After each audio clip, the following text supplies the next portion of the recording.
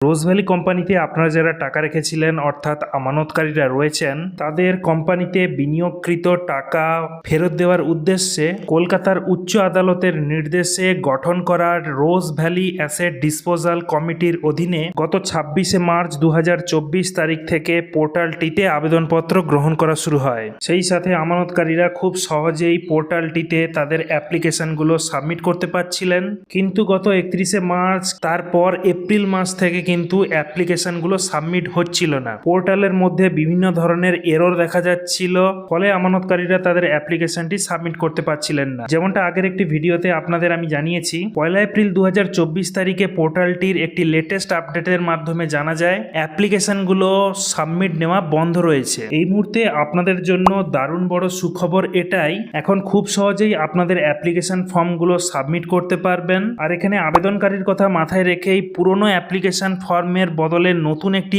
Online form প্রকাশ করা হয়েছে।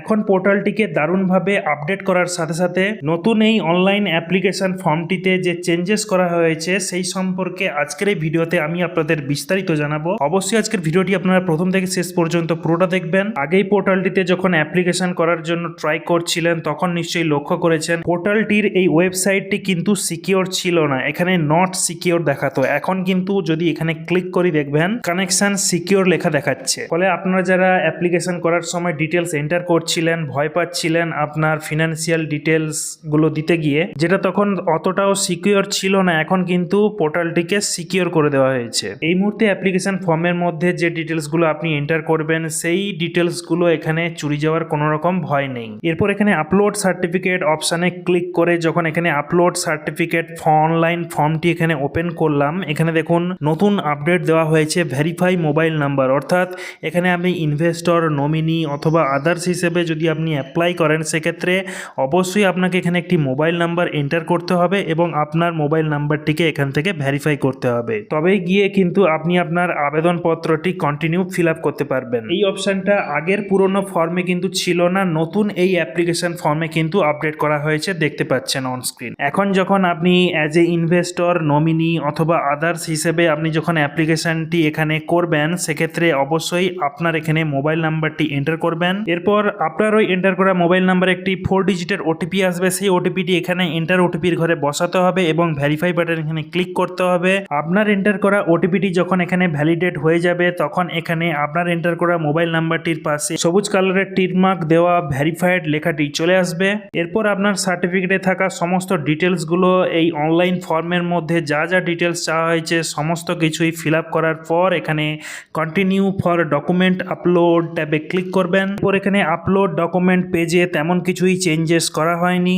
1 নম্বর এখানে অরিজিনাল সার্টিফিকেট অফ ইনভেস্টমেন্ট, অর্থাৎ আপনার কাছে যে অরিজিনাল সার্টিফিকেটটি রয়েছে সেই সার্টিফিকেটটির ছবি আপনারা এখানে আপলোড বাটনে ক্লিক করে আপলোড করে দেবেন। এরপর 2 নম্বরে আপনার ওই সার্টিফিকেটটি যদি কোম্পানিতে ম্যাচুরিটি অ্যামাউন্ট রিফান্ড পাওয়ার জন্য সাবমিট করে দিয়ে থাকেন তাহলে আপনার কাছে যে অ্যাকনোলজমেন্টের অরিজিনাল কপি রয়েছে সেই কপিটি আপনারা এখানে 2 নম্বরে আপলোড বাটনে ক্লিক করে ছবিটি আপলোড করে দেবেন। এরপর 3 নম্বরে আপনার একটি আইডেন্টিটি প্রুফ দিতে হবে, যে আইডেন্টিটি প্রুফের ডকুমেন্টটি আপনি অনলাইন অ্যাপ্লিকেশনের সময় এন্টার করেছেন সেই অরিজিনাল আইডেন্টিটি প্রুফটির ছবি একটি আপনারা এখানে আপলোড করে দেবেন। একই সাথে 4 নম্বরে আপনার অ্যাড্রেস প্রুফের যে ডিটেলসটা আপনারা ওখানে অ্যাপ্লিকেশনে ফিল আপ করেছেন তার একটা ডকুমেন্ট আপনারা এখানে 4 নম্বরে আপলোড বাটনে ক্লিক করে আপলোড করে দেবেন। একই সাথে 5 নম্বরে যেটা বলা হয়েছে photocopy of the front page of bank passbook, যেমনটা আপনাদের আগেই বলেছি আপনার ব্যাংক পাসবইয়ের ফ্রন্ট পেজ ছবি একটা আপনার এখানে আপলোড করে দেবেন। এরপর আপনার ওই ব্যাংক অ্যাকাউন্টের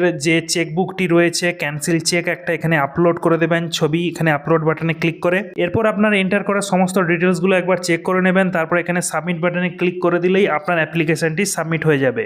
তো বন্ধুরা এই ছিল আজকের এই ভিডিওটি ইনফরমেটিভ হলে অবশ্যই ভিডিওতে একটি লাইক দেওয়ার পাশাপাশি আপনার বন্ধু বান্ধবদের মধ্যে এই ভিডিওটি শেয়ার করে তাদেরকেও ইনফরমেশন দেওয়ার চেষ্টা করবেন। দেখা হচ্ছে পরের এমন একটি ইনফরমেটিভ ভিডিওতে। ভালো থাকুন, সুস্থ থাকুন, ধন্যবাদ।